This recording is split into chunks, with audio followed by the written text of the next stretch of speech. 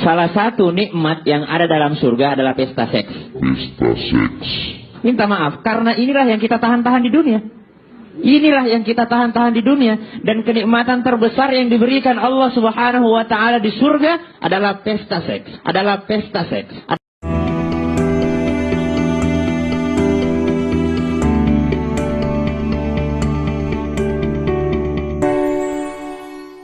Hello, America. One of the most important tasks for Muslim apologists here in the West is the desexualization of Islam.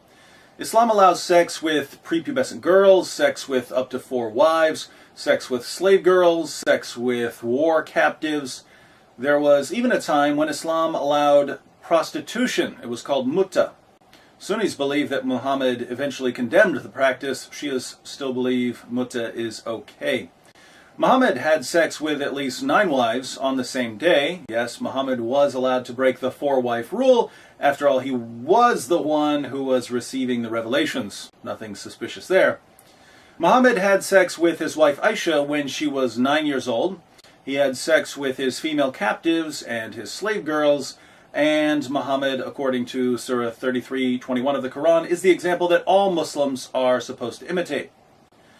Islam proclaims that Muslim men who enter paradise will be given at least 72 virgins. We hear a lot about the number 72, but according to the Hadith, 72 virgins is the minimum.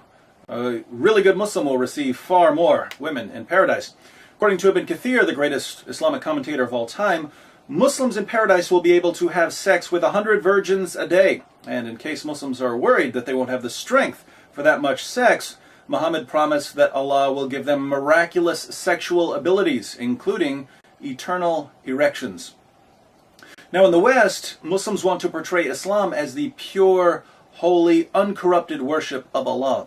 Islam's about modesty and self-control and decency.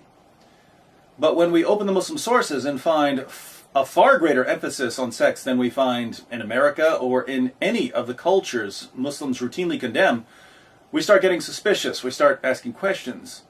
And when people start questioning and criticizing Islam, what do? You reinterpret your scriptures to make your religion more palatable to your audience.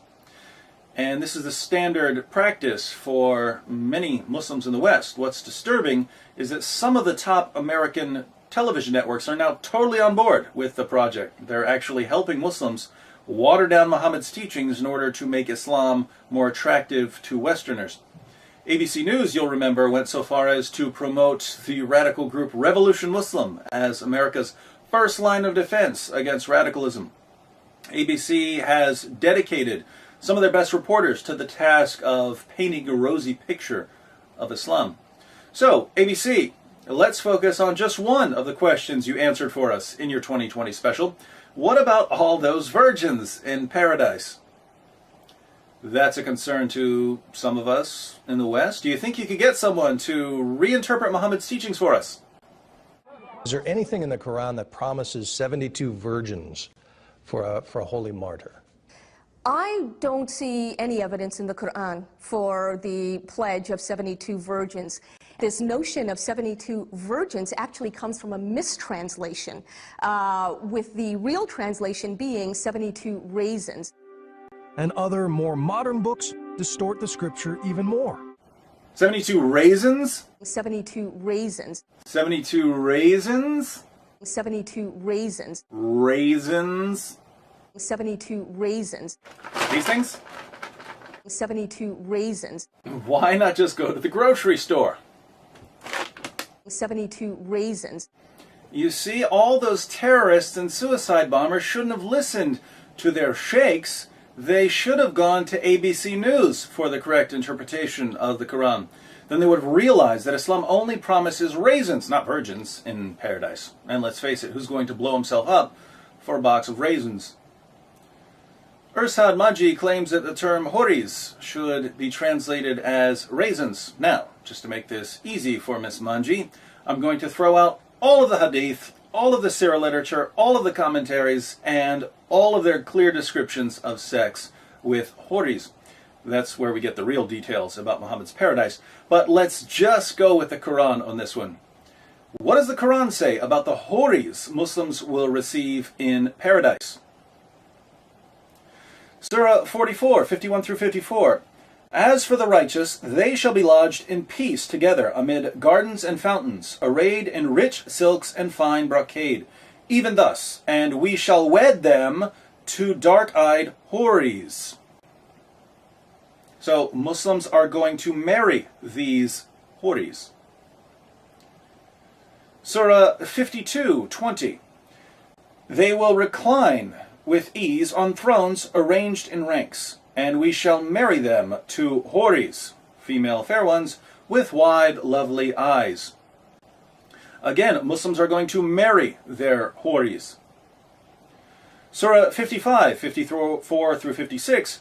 They shall recline on couches lined with thick brocade, and within reach will hang the fruits of both gardens. Which of your Lord's blessings would you deny?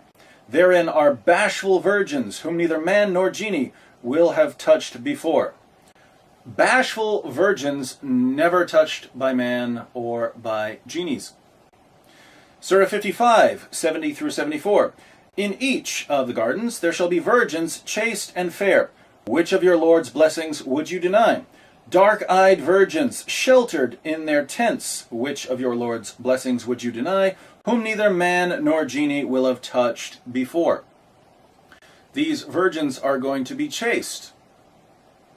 Surah 56, 22 through 24. And there will be companions with beautiful, big, and lustrous eyes, like unto pearls well guarded, a reward for the deeds of their past life. These houris will have beautiful, lustrous eyes. Surah 56, 35 through 38. Verily, we have created them, maidens, of special creation, and made them virgins, loving their husbands only, equal in age for those on the right hand. The houris will be very loving. Surah 78, 31 through 34. Surely, for the God-fearing awaits a place of security, gardens and vineyards and maidens with swelling breasts, like of age, and a cup overflowing. The houris will have swelling breasts. Let's put all of this together. According to ABC News, Muslims in paradise will get married to beautiful-eyed, large-breasted, chaste, loving raisins that have never been touched by man or jinn. That's your story, ABC? If I were a Muslim, I think I would actually be upset at this distortion. Go ahead and try to insert the word raisins into some of the verses we looked at. And we shall marry them to Raisins. With wide, lovely eyes. Surely, for the God-fearing awaits a place of security, gardens and vineyards and Raisins. with swelling breasts. Is ABC News accusing Muslims of being attracted to raisins? Oh, the Islamophobia. Being attracted to raisins would be much, much weirder than being attracted to virgins. It's grapophilia. Do you like dried fruit? Convert to Islam. You'll get to marry some large-breasted raisins. ABC did this over and over again in their special about Islam. They would raise a question, an important question, like, why is there such an emphasis in Islam on deflowering virgins in paradise? And then they'd give an answer that can't possibly be correct. All you have to do is open up the Quran and you'll see that the Quran can't possibly be referring to raisins. And then after misleading millions of Americans, ABC would move on to the next topic. When did it become the job of American television networks to deceive Americans, to water down the facts, and to help propagate Islam? I don't know. But the sooner people realize what's going on, the sooner we can start demanding accurate answers to our questions. Stay tuned, America. We've got a lot more to cover.